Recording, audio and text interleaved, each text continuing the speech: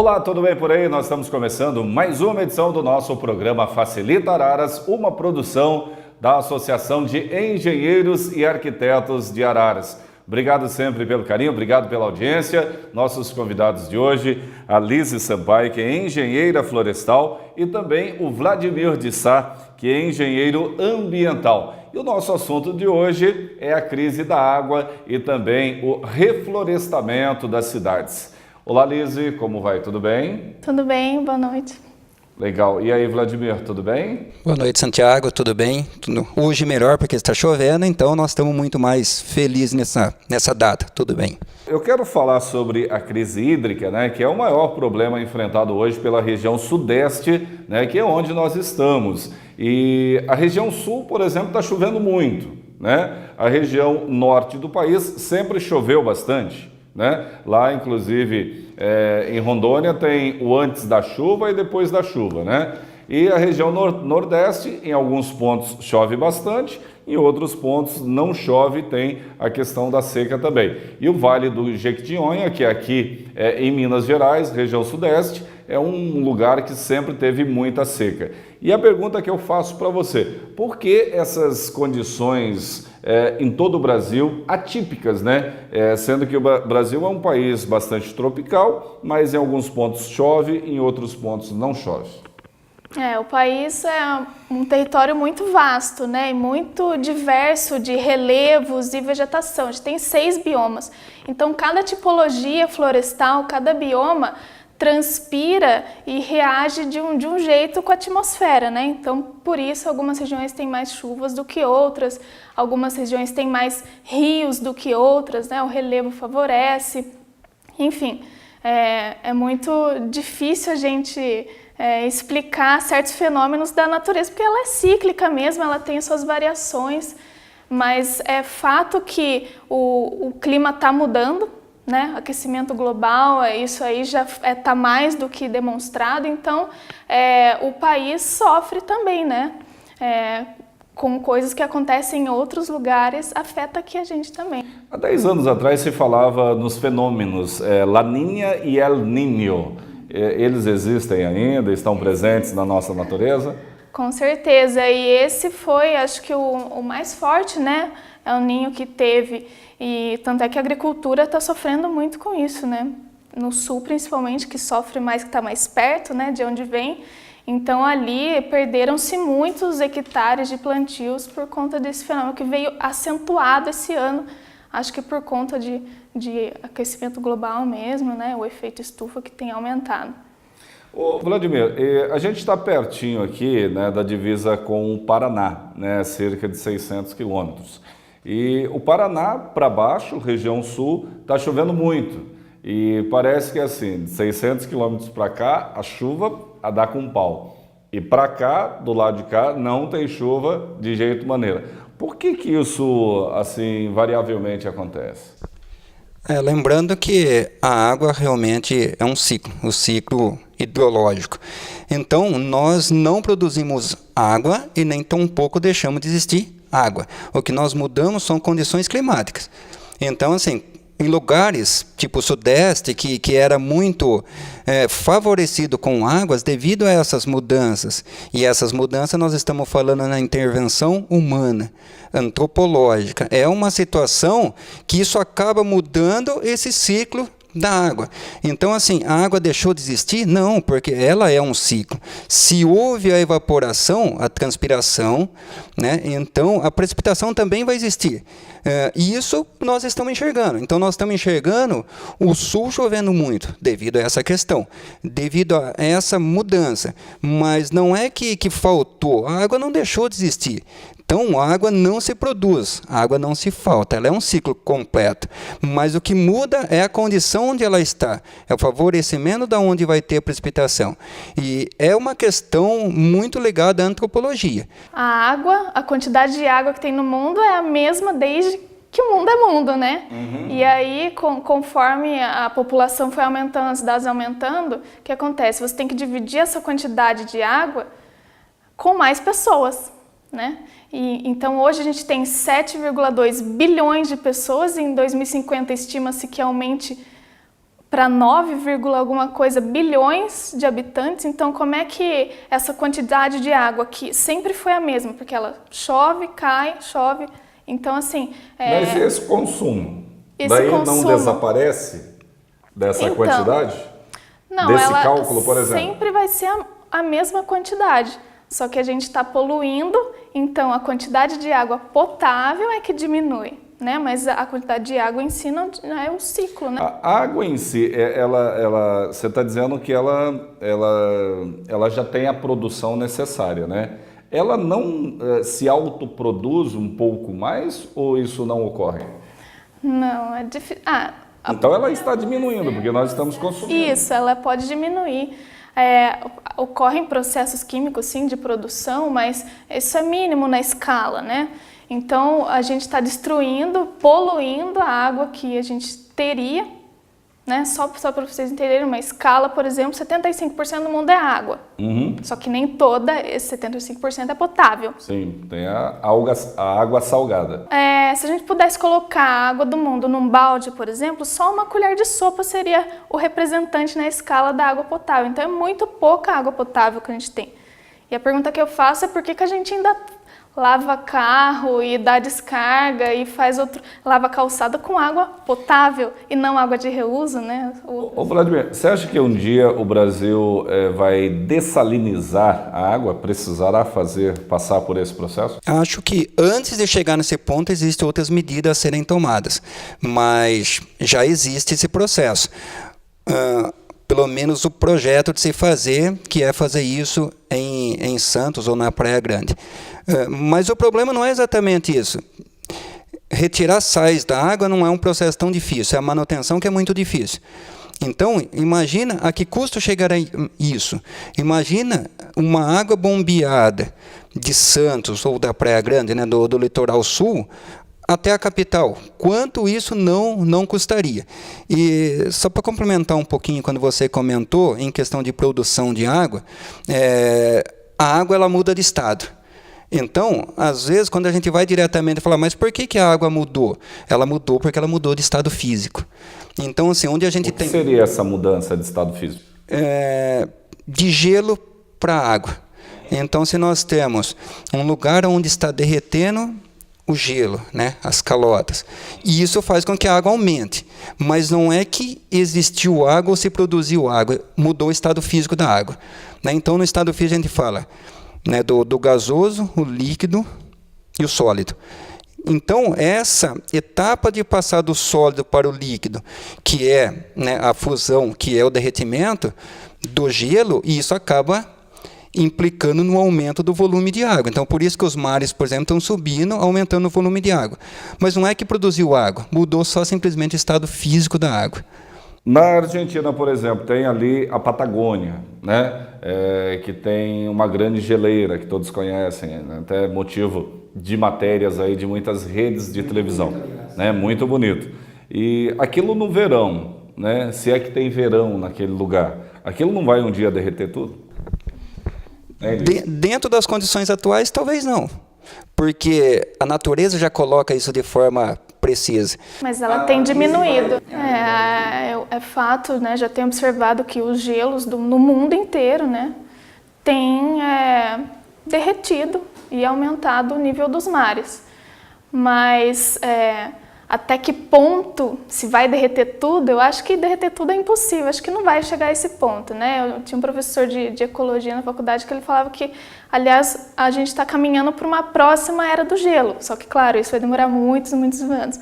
Então, a Terra, ela esquenta e esfria, tem assim como nós temos as estações do ano, a Terra tem ela é um organismo vivo, né? Então ela tem o seu próprio, a sua própria respiração, suas próprias necessidades de derretimento ou não, de esfriar ou esquentar, né? Agora, eu vou provocar vocês dois. Você disse agora há pouco que a água ela é um processo que vai e volta, né? Mas então onde é que está a água aqui da região sudeste? Ela foi. E por que ela não voltou ainda? Né? Que você pega aí os córregos, os pequenos rios, todos eles estão secos, né? E onde é que está essa água? Às vezes a água que evapora aqui pode chover em outro lugar. O vento leva? Isso, as nuvens, as massas de ar caminham, né, e vão para outros países até. A nossa água está no sul, eu acho, viu? Porque lá está chovendo bastante. Não, levou tudo para lá. Levou tudo para lá.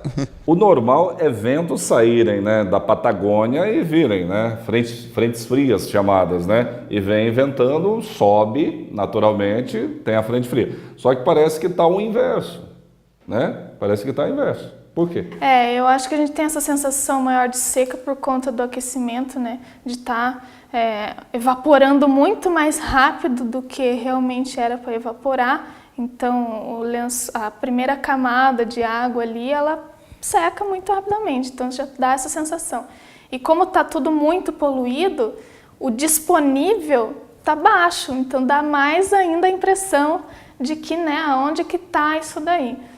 E lembrando que a nossa regulação climática ela não ocorre aqui, ela ocorre a alguns 1000 quilômetros daqui, que é na Amazônia. A Amazônia que regula todo esse processo. Então, quando o processo está acontecendo de forma contrária, e isso devido ao desmatamento, essa regulagem climática deixa de existir. Então, é por isso que toda aquela formação que deveria... Nossa chuva é formada lá. Quando eu digo nossa chuva, não estou dizendo Sudeste, mas estou dizendo de um modo geral. América do Sul, por exemplo. América, porque... então, tudo isso é formado lá. Isso é a participação das árvores nesse processo. Então, se nós deixamos de ter árvores ou em menor quantidade, então isso também desfavoreceu a esse ciclo. Então, devido a todo esse processo que nós vamos continuar enxergando isso. Mudança de água, né? Sudeste sempre muito regulado em questão de água e hoje já não tem mais, mas essa mudança se dá por lá. Então é mudança climática mesmo. Não tem assim outra explicação a princípio, é mudança climática, mudança de tempo mesmo. Muito bem, nós estamos conversando com a Lise Sampaio e o Vladimir de Sá, são engenheiros, ela da área florestal, ele da área ambiental, e o nosso assunto de hoje aqui no nosso programa Facilitar Araras é a questão da crise hídrica em nossa região e nosso país. Nós vamos a um rápido intervalo e voltamos já já falando de plantios de árvores para você.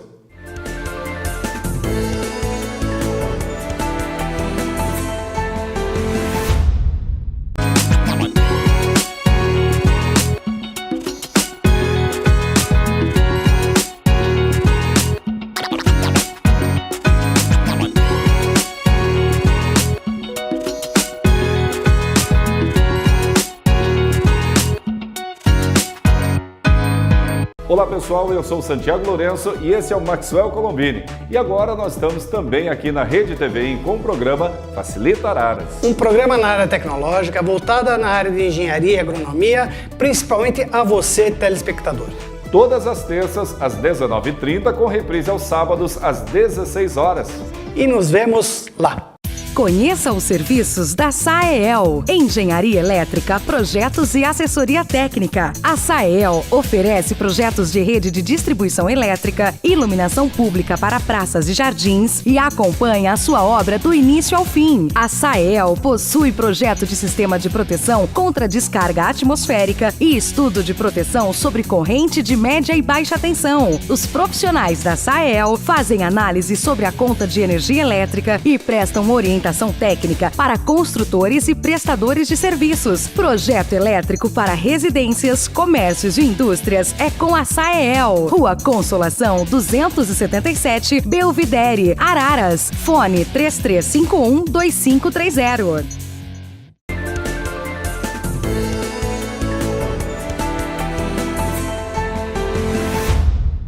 De volta com o nosso programa Facilitar Araras. Obrigado sempre pelo carinho, obrigado pela audiência. Beijo, um abraço para você em toda a região. Nosso programa Facilitar Araras é uma produção da Associação de Engenheiros e Arquitetos de Araras. Nossos convidados, a Lise Sampaio, engenheira florestal, e o Vladimir de Sá, que é engenheiro ambiental. E o nosso assunto de hoje é a crise hídrica do nosso país. Agora a gente vai falar um pouquinho mais sobre o plantio, né? Plantio de árvores. E muito se fala na questão do reflorestamento das margens dos rios e também das áreas de nascente. Até que ponto esse reflorestamento resolve? Essa é uma das ferramentas da gente solucionar esse problema que é a crise hídrica que a gente está enfrentando, né? Apesar dessa falsa sensação de que agora começou a chover, né, recentemente, e está tudo bem, mas a crise ela está só começando. E essa chuva que cai não vai cobrir, tampar os buracos que nós deixamos, né? Então, essa ferramenta ela é uma das principais, só ela não resolve, né? Porque a gente chegou até esse ponto por por ter acumulado erros, né? Falta de planejamento e entre outros. Mas sim, ela é a mais importante, eu diria, né? Porque São Paulo, por exemplo, destruiu 75% dos seus mananciais. Então, aonde a cidade está avançando, ela está destruindo as nascentes que tinha, os córregos importantes, que são, né, como se fossem veias do nosso sistema circulatório, vamos comparar assim, né, que são os rios e tal, as bacias, né, da região. Então, o primeiro passo é recuperar isso daí.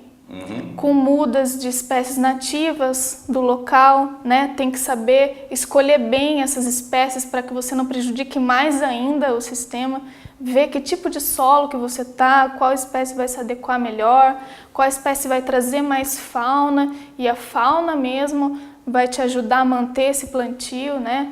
Então, às vezes o problema não é nem implementar, mas fazer a manutenção disso. A gente vê muitas ideias aí de reflorestamento que, né, os políticos fazem, mas depois não se mantém esse projeto, né? E aí volta-se na estaca zero, mas é essencial.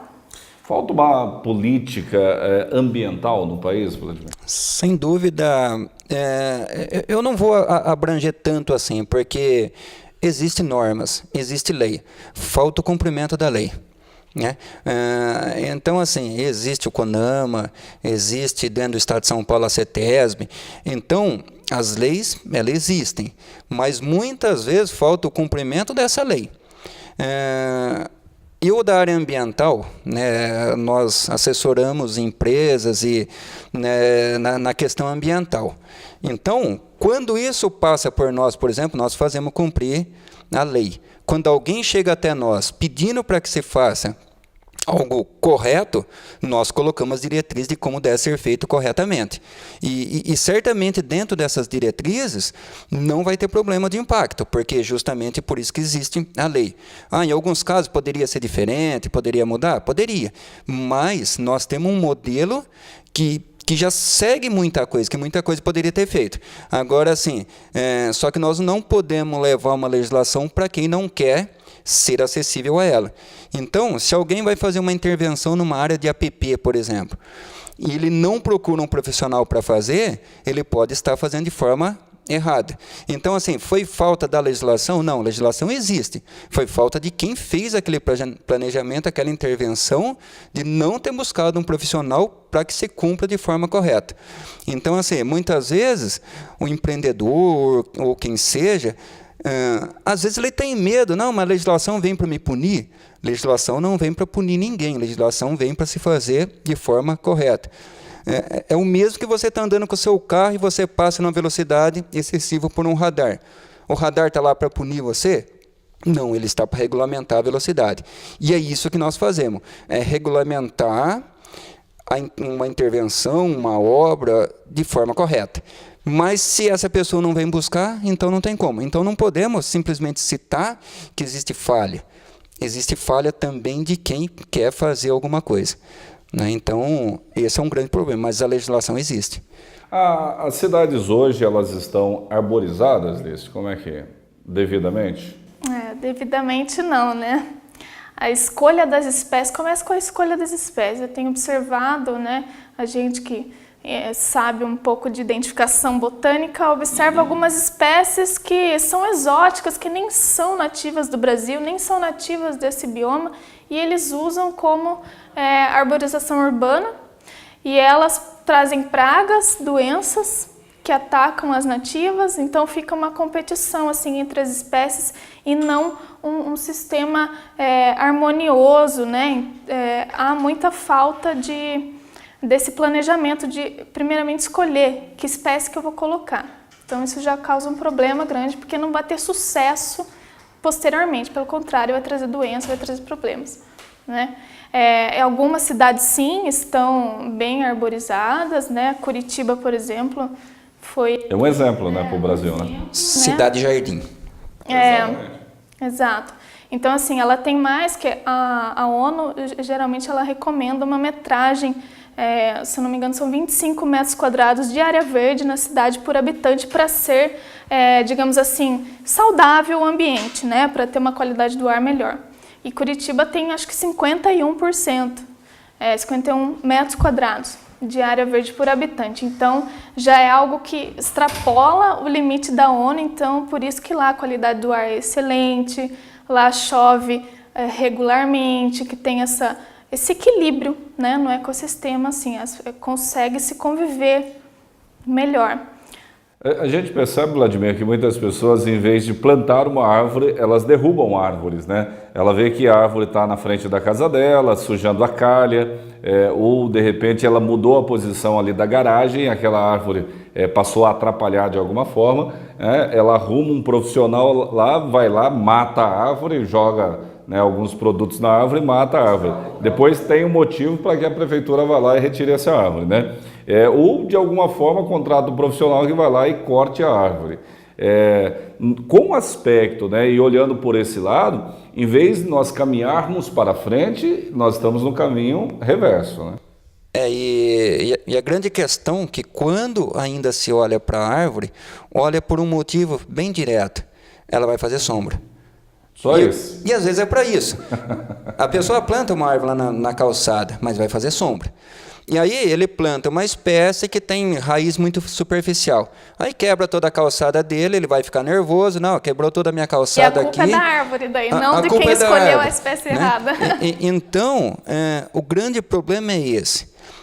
Falta orientação profissional também, porque quando ele vai num viveiro de plantas e ele vai comprar uma árvore, e ele vai perguntar para a pessoa lá, eu vou plantar na minha calçada, você me indica alguma coisa?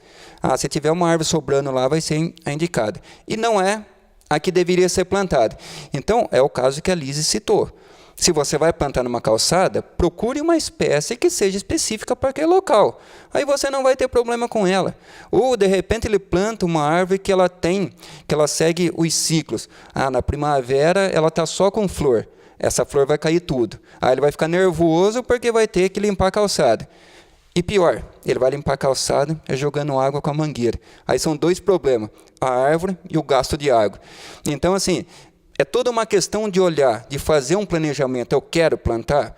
Sim, eu vou procurar da forma correta. Se a prefeitura pegar você matando uma árvore de forma irregular, cortando, ou tirando a casca dela para a pobrezinha morrer aos poucos lá, isso vai implicar com a prefeitura, vai implicar em multa. Então já faça a coisa correta. Eu vou fazer, mas eu vou me dedicar a fazer e vou fazer correto. As áreas verdes nas cidades, elas não têm só a função de melhoria da qualidade climática, qualidade do ar, da respiração das pessoas, enfim, mas tem a ver também com o escoamento superficial, né? Porque por que dá enchente? Não tem para onde a água escoar, né? Uhum. É tudo cimentado. Qual a primeira coisa que as pessoas fazem quando compram um terreno, vai construir uma casa? Cimenta tudo. Ninguém deixa um pedacinho de terra, um pedacinho de grama, porque isso é mato, né? Em Curitiba é obrigado a deixar, não só no seu terreno, na sua casa, no jardim, mas na sua calçada também é obrigado a deixar uma metragem. Então, quando chove, lá dificilmente tem um ponto de alagamento na cidade. Mas, Vladimir, o projeto Semear, que é um projeto que foi lançado agora há menos de um mês, é um projeto que ainda está engateando, eu gostaria que você pudesse falar desse projeto.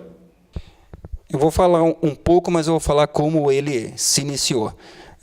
Então, no começo da nossa conversa, eu disse que eu atuo na área de consultoria em meio ambiente e tratamento de água. Então, nós fazemos se cumprir a lei, mas ou a gente orienta para que se faça, porque na realidade eu não faço cumprir a lei, eu só coloco de forma que deve ser feito perante a legislação. Em muitos casos, existem pessoas que estão muito bem intencionadas em se fazer da forma correta. E às vezes, tem algumas pessoas que vêm alguns clientes e perguntam, mas o que eu posso fazer para melhorar?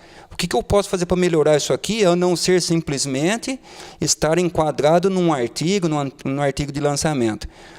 E aí surgiu essa ideia. E eu, como profissional, qual é a minha parcela? Se alguém quer fazer, eu também tenho que dar minha parcela como profissional. E aí surgiu essa ideia de levar o conhecimento a essas pessoas, na forma de palestra, orientação, plantio.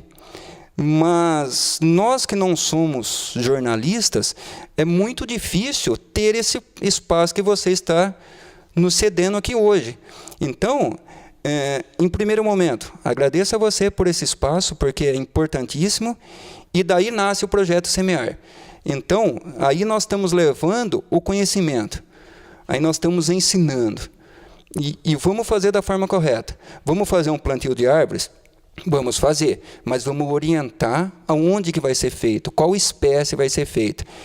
E a Lise chega para nos ajudar também nesse quesito, que ela é especialista na situação de árvores, de plantio.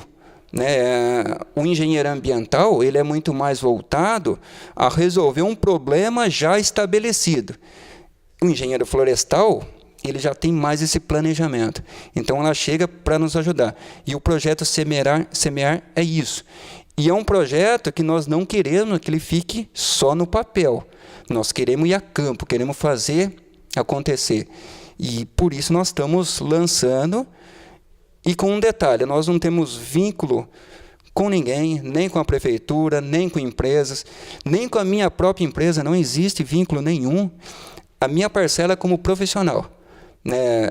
Seria bem-vindo se alguém quiser nos ajudar. Maravilha. E qual a sua opinião sobre esse projeto, Lise? Fundamental. Veio em excelente hora. Eu também atuo como consultora, e muitos clientes já tinham me questionado, sobre isso. Como que eu faço? Minha nascente secou, Como que eu faço para recuperar? Tem como recuperar? Tem sim, vamos buscar alternativas. Então, a gente está... quem tem área assim degradada, a gente está começando primeiro nas cidades, na parte urbana, e depois talvez partir para a área rural, onde está a maior concentração de rios ainda em bom estado. Obrigado pela participação de vocês. Esse é um presente da Associação de Engenheiros e Arquitetos aqui de Araras, tá bom? Para que vocês possam fazer as suas devidas anotações. E agora o Maxwell vem com um Minuto Legal. Bom, Santiago, hoje nós vamos falar novamente da nossa Lei 5.194, em específico, o artigo 14. O que ele diz, esse artigo 14?